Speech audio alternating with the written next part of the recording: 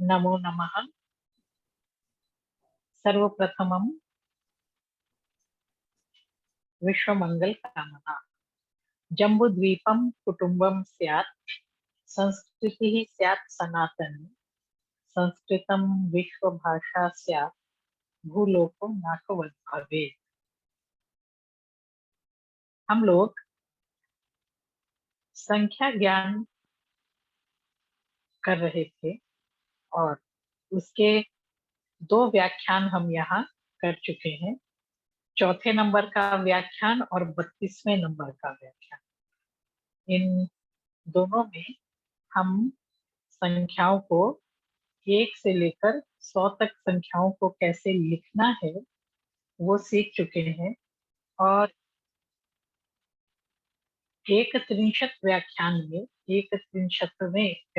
में हमने ये जाना कि किस प्रकार से संधि कार्य होते हैं संख्याओं में।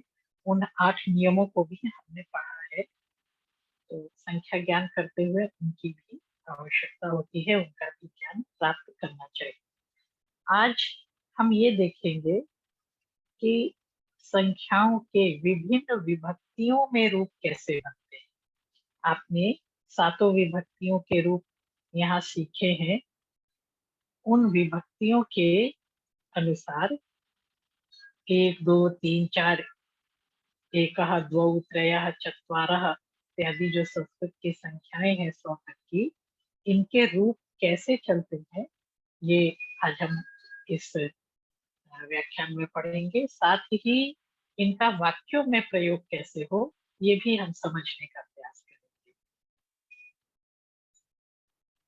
तो आइए आरंभ करते हैं। एक को हम एक वचन में ही रखेंगे, इसलिए इसके पुल्लिंग, स्त्रीलिंग और नपुंसकलिंग तीनों में रूप बनते हैं। कैसे होते हैं? एकः, एका, एकम। और पुल्लिंग में हम रूप चलाएंगे तो सातों विभक्तियों में आइए हम पुल्लिंग के रूप इसके देखते हैं। जैसे होता है बालकः, बालकम, बालकेन, बालकाय, बालकात्, बालकस्य, बालके। ऐसा होता है एक वचन में। वैसे भी उसी प्रकार से हम एक के भी रूप चलाएंगे। एकः, एकम, एकेन, एकस्मै, एकस्मात्, एकस्य, एकस्मिन्। ऐसा चलता है। क्योंकि ये सर्वनाम है इसलिए इसमें स्मिन, स्यात् और स्मई का आगम हो जाता है। इसी तरह स्त्रीलिंग में जैसे सर्व शब्द का रूप सर्वा बनता है। मान लीजिए सर्वा, सर्वाम, सर्वया, सर्वस्यै, सर्वस्याः, सर्वस्याः, सर्वासाम। वैसे ही एक के स्त्रीलिंग में हम एक वचन में रूप चलाएंगे। प्रथमा विभक्ति में एका, द्वितीय विभक्ति में एकाम, तृतीय विभक्ति में एकया, चतुर्थी विभक्ति में एकस्यै, पंचमी विभक्ति में एकस्याः, षष्ठी में भी एकस्याः और सप्तमी में एकस्याम। यहाँ एक बात आप ध्यान रखें जो कि आपको पहले भी मैंने बताई है कि पंचमी और षष्ठी के एक वचन के रूप सदा एक जैसे ही होते हैं सब जगह। नपुंसक लिंग में केवल प्रथमा और द्वितीय के रूपों में अंतर होता है। तृतीया से वही रूप चलते हैं जो पुल्लिंग के होते हैं। तो एकम, नपुंसक लिंग में एकम, एकम, एकेन, एकस्मै, एकस्मात्, एकस्य, एकस्मिन् ऐसे रूप चलेंगे। अब हम द्वि पर आते हैं। द्वि मतलब दो। इसको कहने से ही हम समझ जाते हैं कि इसके रूप केवल द्विवचन में ही चलेंगे, एक वचन और बहुवचन में द्वि के रूप नहीं चलेंगे। तो पुल्लिंग में हम कैसे रूप बनाते हैं? प्रथमा और द्वितीय में द्वौ द्वौ होता है, द्वौ द्वौ। तृतीय, चतुर्थी और पंचमी में द्वाभ्याम होता है। और षष्ठी और सप्तमी विभक्तियों में द्वयोः द्वयोः होता है। द्वौ द्वौ, द्वाभ्याम द्वाभ्याम द्वाभ्याम, द्वयोः द्वयोः, ये पुल्लिंग में। स्त्रीलिंग में लता, लते, लताः बनाते हैं।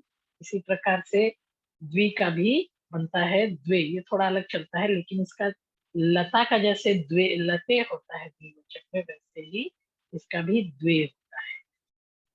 तो प्रथमा और द्वितीय में द्वे द्वे, तृतीया चतुर्थी और पंचमी में द्वाभ्याम, षष्ठी और सप्तमी में द्वयोः द्वयोः, बिल्कुल वैसा ही चलता है।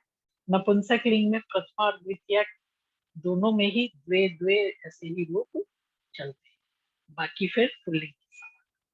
3 से लेकर 19 तक, 3 से लेकर 19 तक की संख्याओं के रूप बहुवचन में चलते हैं। अब 20 की संख्या से आगे के रूप बहुवचन में क्यों नहीं चलते, ये मैं आपको आगे बताऊंगी। पहले हम 3 से 19 तक संख्याओं के रूप देखते हैं प्रत्येक विभक्ति में कैसे बनते हैं। 3 को हमने अपने इस व्याख्यान माला के चौथे व्याख्यान में ये पढ़ा था कि 3 को हम पुल्लिंग में त्रयः कहते हैं, लेकिन वो केवल प्रथमा विभक्ति का पढ़ा। आज हम द्वितीय से लेकर सप्तमी विभक्ति तक भी 3 को हम क्या कहते हैं, केवल बहुवचन में ही रूप बनेंगे। 3 को हम कहते हैं पुल्लिंग में त्रयः, द्वितीय के बहुवचन में त्रीन्, तृतीया में त्रिभिः, चतुर्थी और पंचमी में त्रिभ्यः, षष्ठी में त्रयाणाम् और सप्तमी में त्रिषु। एक बार फिर मैं कहती हूँ, त्रयः त्रीन् त्रिभिः, त्रिभ्यः त्रिभ्यः, त्रयाणाम् और त्रिषु। स्त्रीलिंग में कैसे कहते हैं? तीसरा हमने पढ़ा था कि प्रथमा विभक्ति के बहुवचन में 3 को हम स्त्रीलिंग में तीसरा कहते हैं। अन्य विभक्तियों में भी देखते हैं, द्वितीय बहुवचन में तीसरा, तीसरा तीसरा प्रथमा और द्वितीय में, तृतीया में तीसरी भी, चतुर्थी में तीसरीभ्यः, पंचमी में तीसरीभ्यः, षष्ठी में तीसरीणाम और सप्तमी में तीसरीषु। एक बार फिर से सुनेंगे, तीसरा तीसरा तीसरी भी, तीसरीभ्यः तीसरीभ्यः, तीसरीणाम और तीसरीषु, ऐसे रूप चलते हैं। नपुंसक लिंग में त्रीणि त्रीणि बनते हैं प्रथमा और द्वितीय में, तृतीया से तो वो पुल्लिंग वर्ग चलते हैं।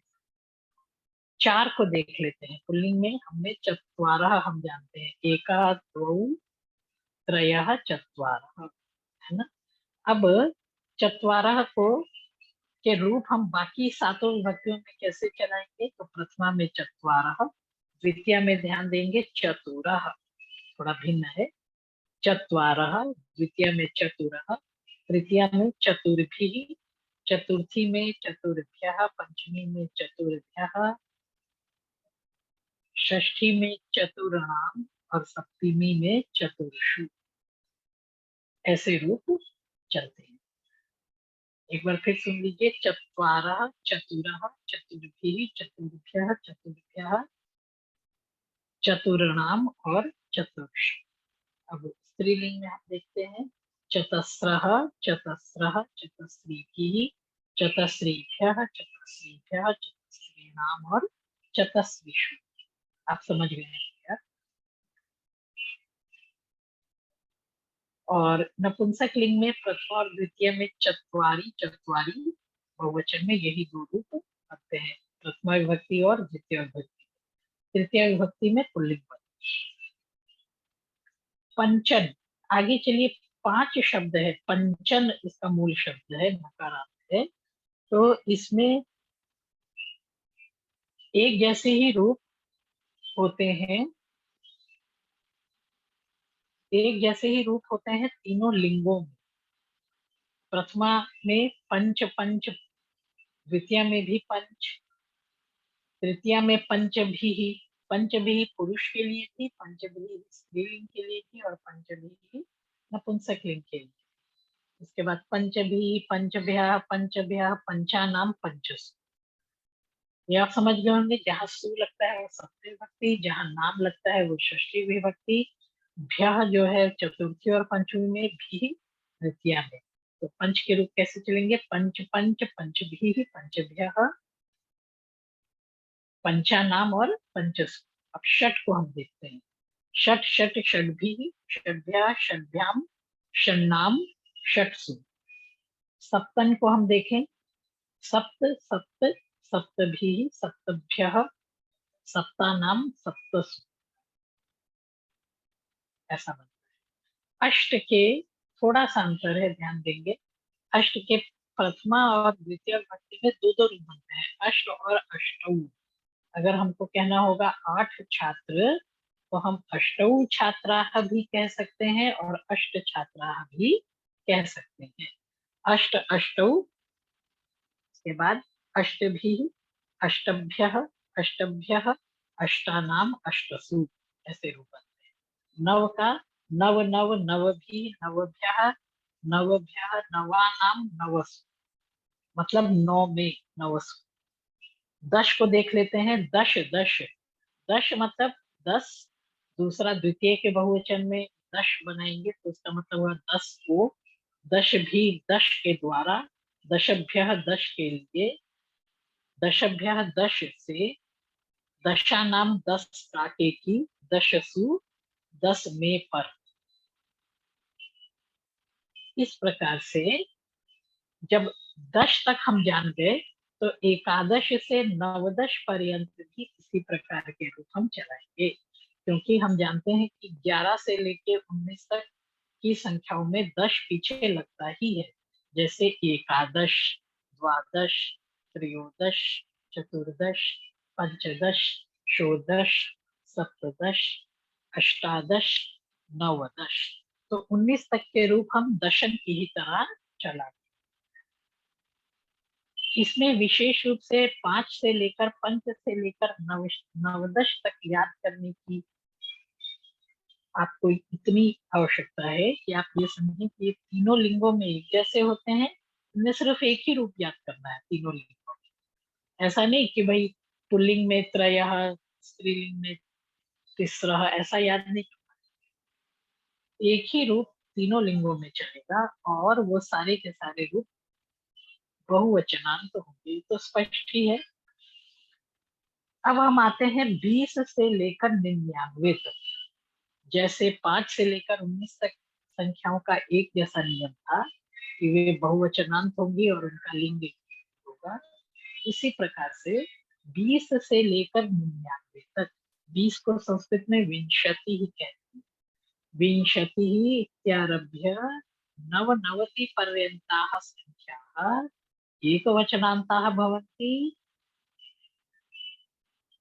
तेषां रूपाणि मतिवत् चलन्ति भवन्ति। मति, आपने जो शब्द रूपों की किताब देख लीजिएगा, स्त्रीलिंग ह्रस्व इकार से अंत होने वाले स्त्रीलिंग शब्दों के जहाँ रूप होंगे वहां मति का रूप जरूर दिया होगा अवश्य। तो मति के रूप के तरह विंशति का रूप चलेगा, यानी स्त्रीलिंग ह्रस्व इकारांत स्त्रीलिंग एक वचन के जैसे इसके रूप चलेंगे।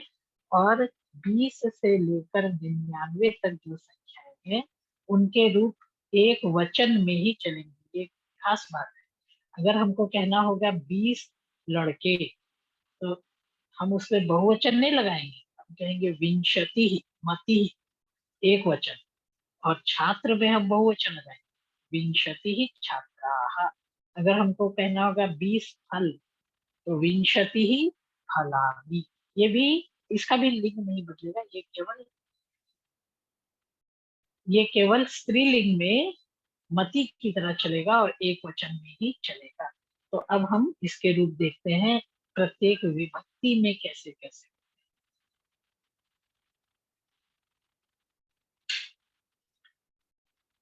मति ही, वैसे विंशति ही, मति को विंशतिम, मतिम विंशतिम, मति के द्वारा, विंशति के द्वारा, विंशत्या। अगर आपको कहना होगा 21 छात्रों के द्वारा ये कार्य किया गया, तो एक विंशत्या छात्रैः इदं कार्यं, ऐसा कहना होगा। यानी विंशति का रूप हमेशा एक वचन में ही चलेगा। चतुर्थी में विंशत्यई होता है, पंचमी में विंशत्याः होता है, षष्ठी में विंशत्याः होता है और सप्तमी में विंशत्याम होता है। अब हमने देखा कि हरस स्वीकारांत है, वो तो मत्ती के समान चल जाएंगे, विंशति ही। लेकिन त्रिंशत में तो त हलंत होता है, चत्वारिंशत में त हलंत होता है, पंचाशत में त हलंत होता है। तो इनके रूप भी कैसे चलेंगे, ये थोड़े से अलग होंगे। तो इनके रूप तकारांत शब्दों की तरह चलेंगे। तो इसके रूप होंगे पंचाशत प्रथमा विभक्ति में, पंचाशतम द्वितीय विभक्ति के एक वचन में, पंचाशता तृतीय विभक्ति के एक वचन में, पंचाशते चतुर्थी में, पंचाशतः पंचाशतः पंचाशती, पंचाशतः पंचमी में, पंचाशतः षष्ठी में, और पंचाशती सप्तमी में। लेकिन होगा वो एक वचन में ही। 99 के बाद 100 की जो संख्या होगी, 100 की संख्या को हम एक वचन में रखते हैं और वो नपुंसक लिंग में होती है। जैसे विंशति से लेकर नवनवति पर्यंत, 99 पर्यंत जो संख्या है वो एक वचन में तो होती है, लेकिन वो स्त्रीलिंग होती है। लेकिन यहाँ शतम जो है वो नपुंसक लिंग होगा। उसके रूप कैसे चलेंगे? शतम शतम प्रथमा में, शतम द्वितीया में, शतेन रामेण की तरह, क्योंकि नपुंसक लिंग के रूप तृतीय विभक्ति से पुल्लिंग के समान चलने लगते हैं। शत शब्द अकारांत पुल्लिंग है, तो राम की तरह चलेगा। शतेन, शताय, शतात, शतस्य और शते, ऐसे रूप इसके चलते। आइए कुछ वाक्य हम देख लेते हैं। मान लीजिए हम हिंदी में कहेंगे एक कौवा है, एकः काकः अस्ति। दो हाथी चलते हैं, द्वौ गजौ चलतः। तीन घोड़े दौड़ते हैं, त्रयः अश्वाः धावन्ति। चार पक्षी वृक्ष पर बैठते हैं। चत्वारः खगाः वृक्षे आसते।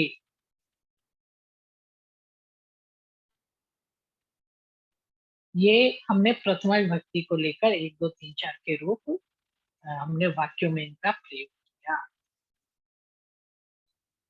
अब एक कौवे को देखकर बालक हंसता है। एकम काकम, देखिए, एकम काकम, एक कौवे को दृष्टवा देखकर बालक हंसती। सैनिक दो दुष्टों को मारता है। सैनिक द्वौ दुष्टौ हंति, दो दुष्टों को। द्वौ है द्वितीय में, तो द्वौ दुष्टौ। राजा तीन,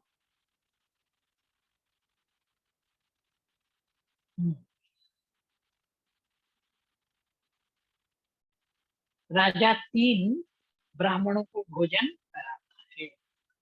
तो नृपः त्रीन विप्रान भोजयत। अब इसी प्रकार से हम तृतीया के भी देख लेंगे रूप। तृतीया विभक्ति में भी चतुर्थी का एक रूप देखते हैं। एक शंभु को नमस्कार है, एकस्मयी शंभवे नमः। एक शंभु को नमस्कार है। अब पंचमी का एक रूप हम देखते हैं। एक प्रासाद से एक कन्या दिखती है। तो एकस्मात् प्रासादात् एका कन्या पश्यति।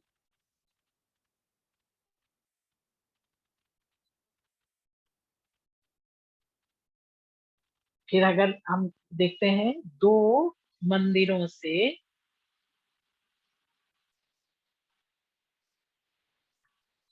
आराधक यानी आराधना करने वाले आते हैं, तो हम कहेंगे द्वाभ्याम मंदिराभ्याम आराधकाः आगच्छन्ति।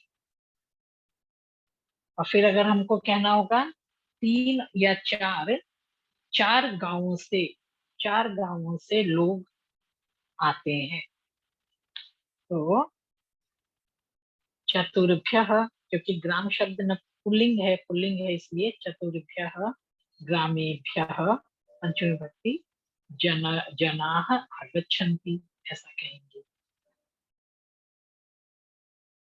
एक शेर का बच्चा वन में घूमता है। एकस्य सिंहस्य शावकः वने भ्रमति। ऐसा होगा। तीन तीन जलाशयों का जल मीठा है। त्रयाणाम जलाशयानाम जलम मधुरम अस्ति।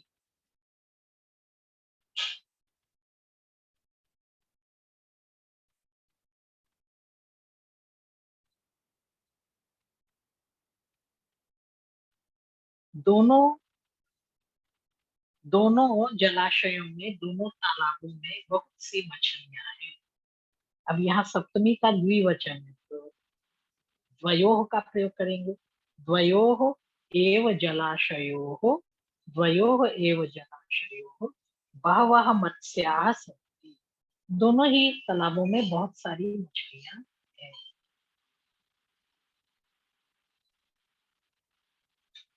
फिर अगर बहुवचन देखते हैं तो यहाँ 4 वनों में बहुत सारे लुटेरे रहते हैं।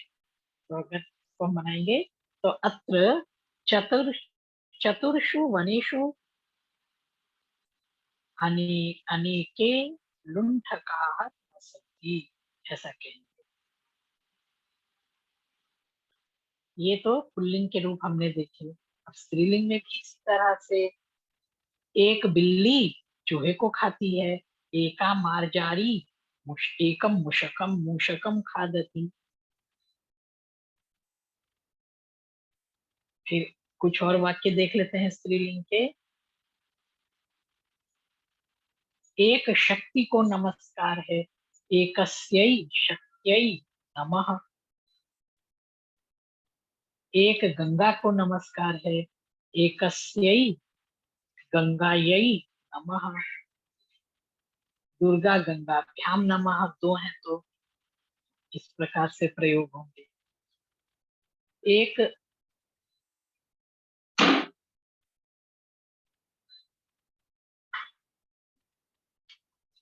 एक लड़की का नाम बताओ। एकस्याः कन्यायाः नाम वदतु। या फिर 4 महिलाओं के नाम बताओ। चतस्रीणाम महिलानां नामानि वद। ऐसा प्रयोग होगा।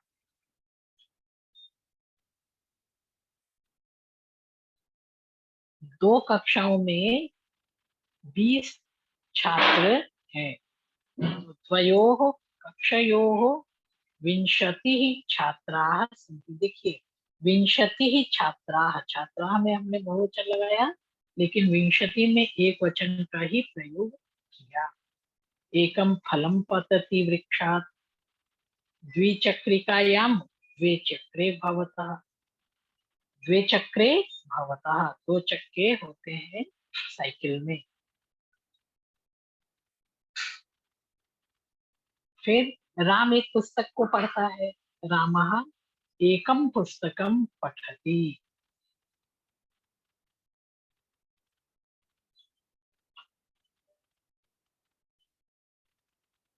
सैनिकाः 3 लोकयानानि आरुह्य रणक्षेत्रम गच्छन्ति। सैनिक 3 लोकयानानि आरुह्य, 3 बसों में चढ़कर, चढ़ने के योग में द्वितीया होती है। 3 लोकयानानि आरुह्य रणम गच्छन्ति अथवा रणक्षेत्रम संग्रामम गच्छन्ति।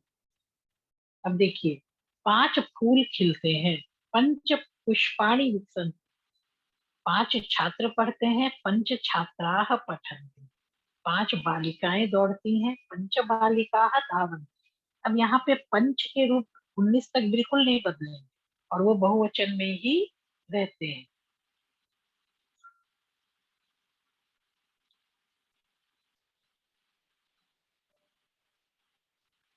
अगर हमें कहना होगा, यहाँ 8 भवनों का निर्माण कार्य चल रहा है, तो अत्र अष्ट भवनानां निर्माण कार्यम प्रचलति। अथवा हम ये भी कह सकते हैं, क्योंकि अष्ट के रूप हमने समझा था कि अष्टौ भी होता है। अत्र अत्र अष्टानां भवनानां निर्माण कार्यम प्रचलति। शिक्षक 9 बालकों को पुस्तकें देते हैं। तो शिक्षकः नवभ्यो बालकेभ्यः पुस्तकानि ददाति। अब नवभ्यः बालकेभ्यः में क्या है, चतुर्थी विभक्ति का बहुवचन बता। नवभ्यः बालकेभ्यः पुस्तकानि ददाति। इस उद्यान में 18 वृक्षों पर आम फले हैं। तो अस्मिन् उद्याने 18 अष्टादशसु अष्टा अष्टादश सप्तमी विभक्ति का बहुवचन, अष्टादशसु वृक्षेषु अष्टादशसु वृक्षेषु आम्राणि फलन्ति, ऐसे रूप बने। यहाँ 24 फल है। अत्र चतुर्विंशति, एक वचन, चतुर्विंशति फलानि सन्ति।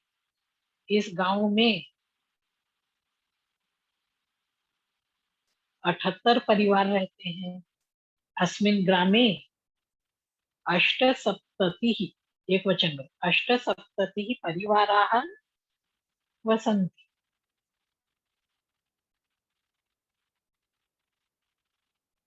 उसके बाद राज सेवक ने या राजा के अधिकारी ने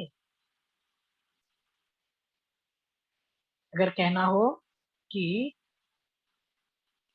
88, राजा के अधिकारी ने 88 शिक्षकों की नियुक्ति की या नियुक्ति करता है, क्योंकि हमने अभी भूतकाल नहीं सीखा है।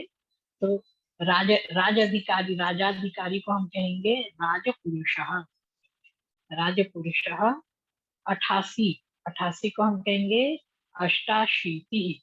द्वितीय एक वचन में रूप बनेगा अष्टाशीतिम। नियुक्ति किनकी, जिनकी नियुक्ति कर रहा है उसमें तृतीय विभक्ति लगेगी।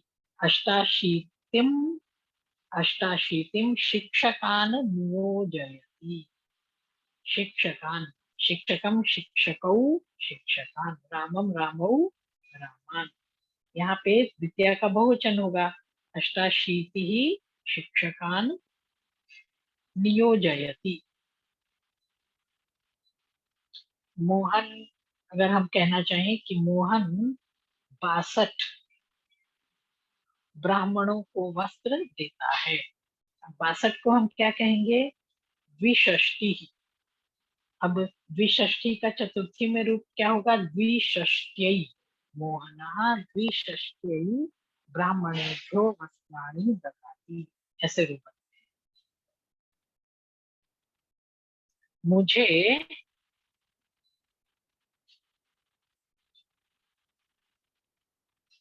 93 रुपयों की आवश्यकता है। मुझे 93 रुपयों की आवश्यकता है। तो कैसे कहेंगे,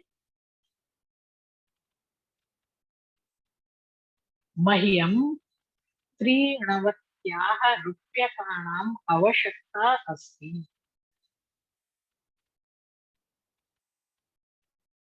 सेवक रुद्राभिषेक के लिए 19 घड़ों में जल लाता है। सेवक रुद्राभिषेक के लिए 19 घड़ों में जल लाता है। सेवक लाता है, कर्ता हो गया सेवकः। रुद्राभिषेक के लिए चतुर्थी लगा, रुद्राभिषेक है। कितने घड़ों में जल लाता है, घड़ों में, घटेशु सप्तमी बहुवचन। कितने घड़े हैं, 19। अब 19 में हमने उन विंशति ही का प्रयोग किया है। विंशति जहां होगा वो एक वचन में होगा। विंशति ही का सप्तमी में रूप बनता है विंशत्याम। तो उन विंशत्याम घटेषु जलानि नयति, ऐसा होगा।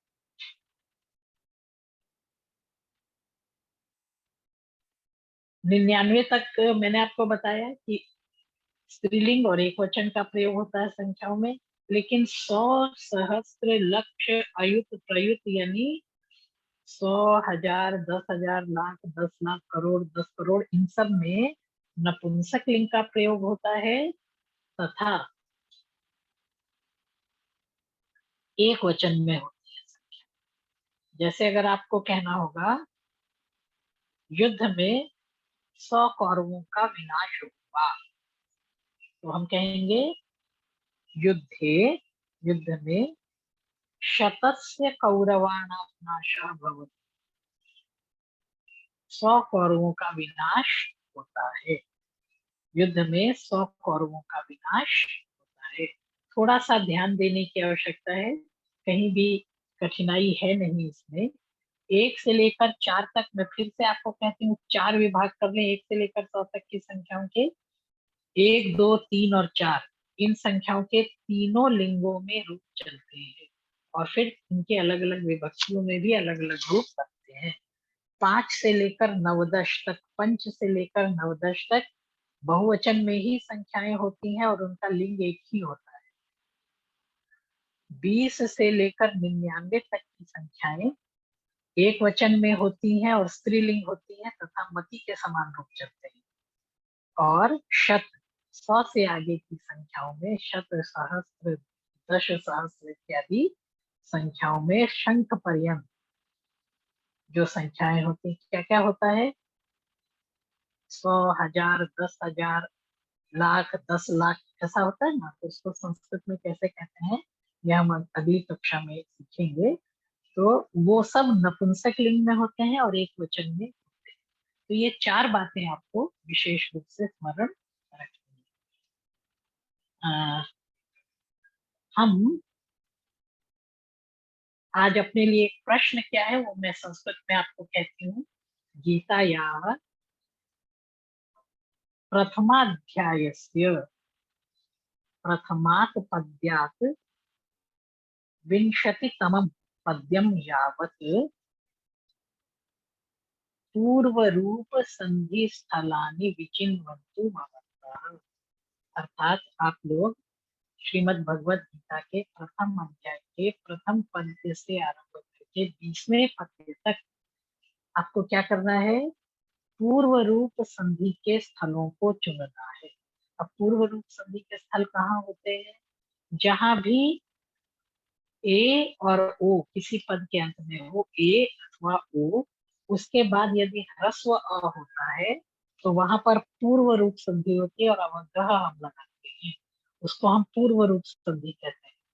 जैसे को अपि, तो कोपी, को अवग्रह अपि, रामे अपि, रामे, और उसके बाद जो अ है अपी का उसको हम अवग्रह कर देते हैं, रामे अपी बनता है। इस प्रकार के स्थलों को, पूर्व रूप संधि के स्थलों को आपको खोजना है गीता के प्रथम अध्याय के 1 से लेकर 20वें तक जो श्लोक है उनमें। तो आज थोड़ा सा ध्यान देने योग्य विषय था, थोड़ा सा आपको शायद टेस्ट लगे, लेकिन यदि आपको शब्द रूप आते हैं अच्छी तरह से, वाक्य रचना संस्कृत में करना आप जानते हैं, तो ये तनिक भी कठिन नहीं है। हम अपनी बात को आज यही समाप्त करते हैं। आपने ध्यानपूर्वक सुना, आप सबको बहुत बहुत धन्यवाद।